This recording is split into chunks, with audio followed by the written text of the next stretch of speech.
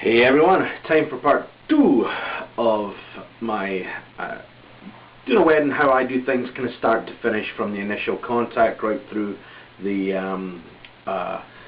whole process, the signing the contract, all of that kind of stuff. So yesterday, or in part 1, which should be over there, we talked a little bit about the initial contact, which was either email or phone call, and how we moved from that point to this point, which is going to be about the actual meeting with the client. I make a point, it's something I have to do. I know there's some people who can do it where they can book weddings and they can book a whole bunch of functions on their website or over the phone.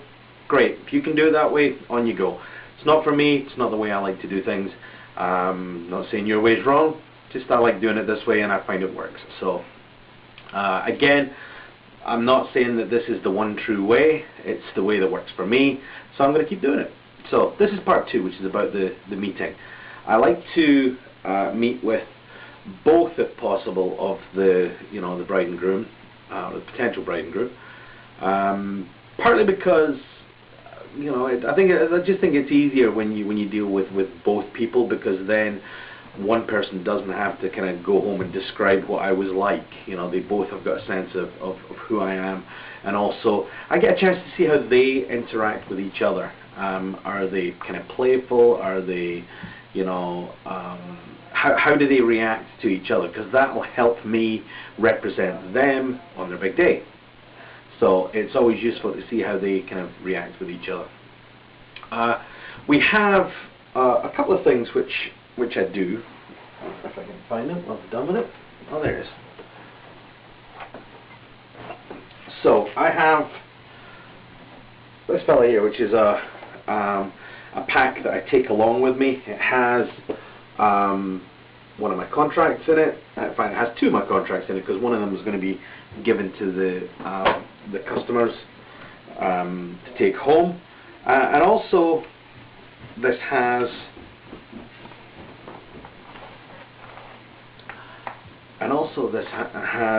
a sheet with a whole bunch of questions on it that I'm going to ask them over the course of the time that we're going to spend together. Trying to find out a little bit more about the reception and a little bit more about what it is that they're looking for. It has a whole bunch of questions which really will help me to build a picture of who they are as a couple, and to build a picture of what they're looking for in their reception, and also if there's anything that they've maybe seen at other weddings, at other events that they've been to, that they've said, we really want to try that, or we really don't want to try that because we've seen how it works and we don't like it. So I always make a point of stating at the first meeting that it's really about getting to know them, and it's really about them getting to know me and finding out if we're going to be a good fit.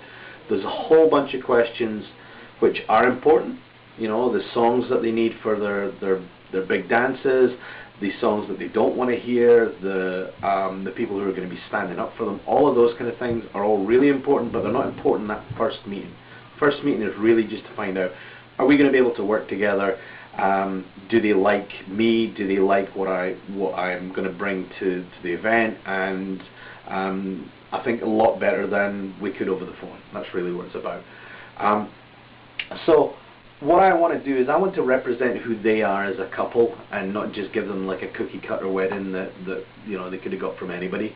I really want, at the end of the day, for them to think this could only have been our wedding, and Alan represented who we were as people, and he got to know us. So that's pretty much what I do. I'm aiming to partner with them for the event. I want to help them all the way through it. I want to give them advice. I've seen where the pitfalls are. I've seen where the holes are that people can fall into, and so I don't want to let them walk into a puddle and say, oh yeah, I knew that puddle was there. I want to be able to tell them beforehand, by the way, watch out, there's a puddle up here, metaphorically speaking, and then have them not make the mistakes that maybe other people have made in planning a wedding. As I tell them, it's maybe your first wedding, it's not my first wedding. So even if it is, even if they are getting married for the second time, that's still only their second wedding, and I can beat 2. So Sometimes at events, people have actually come up to me and asked me how long I've known the couple, because it seems like the way I talk to them, the way I talk about them, it seems like, you know, we've known each other for a while. And I have to tell them in some cases, you know, I've only known them since they booked me. But the point is that it's not the first time that we've met, where I know some people can, you know, take a function over the phone, and then the first time they meet with a bride and groom, it's on the night itself. I can't do it that way. It's just me. I would prefer to be, you know, friendly with them. I would prefer to get to know them. Plus, and here's the other big reason why you want to do that. If you have anything, and things go wrong, you've got glitches, you've got power failures, you've got CDs that skip, you've got computers that crash, you've got any number of things that can happen on the course of an evening. Think about it. If you've got people who know and like and trust you, they'll cut you a little bit more slack than they would somebody who they've paid X $100 or X $1,000 to do a service and they think they're not getting their money's worth. So for that reason alone, it's a really good idea to have a relationship that you've built up over time with your bride and groom, so that by the time you get to the wedding, you've cut through a lot of the awkwardness that can sometimes happen for a vendor and for a client.